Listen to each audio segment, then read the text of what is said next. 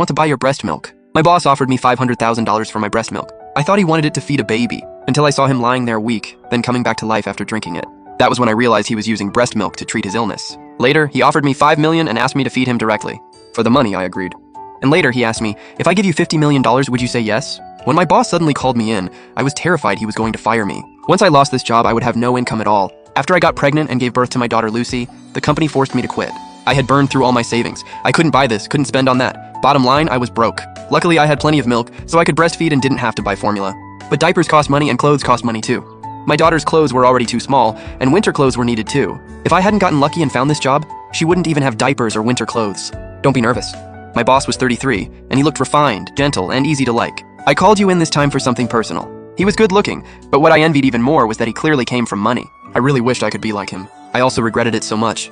Back then I knew nothing and rushed into marriage and having a child. Now life was miserable and my child suffered too. Are you breastfeeding? I want to buy some of your breast milk. Don't worry, I'll pay you. I naturally assumed someone in his family had a baby, or maybe a friend's baby didn't have enough milk. In my mom's group, some mothers also asked for breast milk, but most people didn't charge for it. Boss, if you need it, you don't have to pay me. My baby can't finish all of it anyway. No, I don't like owing people, and I need it delivered on time every day. If you don't charge me, I can't make requests. So there were conditions too. Fine, but you really don't have to pay much.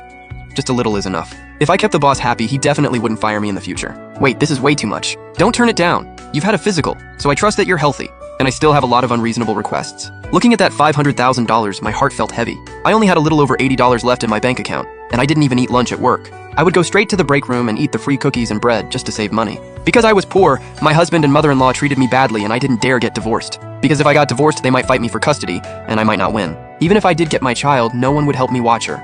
I still had to rely on my mother-in-law. First, you need to come to my office every day to pump. You can't go anywhere else or I can't confirm the milk is clean and safe. I thought that was reasonable.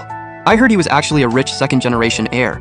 Of course he'd be afraid of being set up. Second, to make sure the milk has enough nutrition, you need to eat 3 meals prepared by my family's chef. Rich people really were particular, but this was good for my daughter too.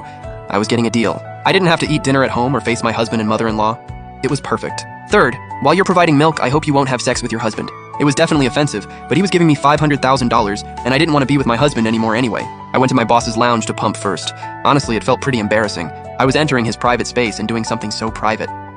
Luckily, after becoming a mom, my sense of shame had dropped again and again. For the money and for my daughter's future, I gritted my teeth and pumped quickly. Boss, I'm done. Do you want me to put it in the fridge? Just leave it on my desk. I'll handle it myself in a bit. I transferred the money I got into my own bank account first.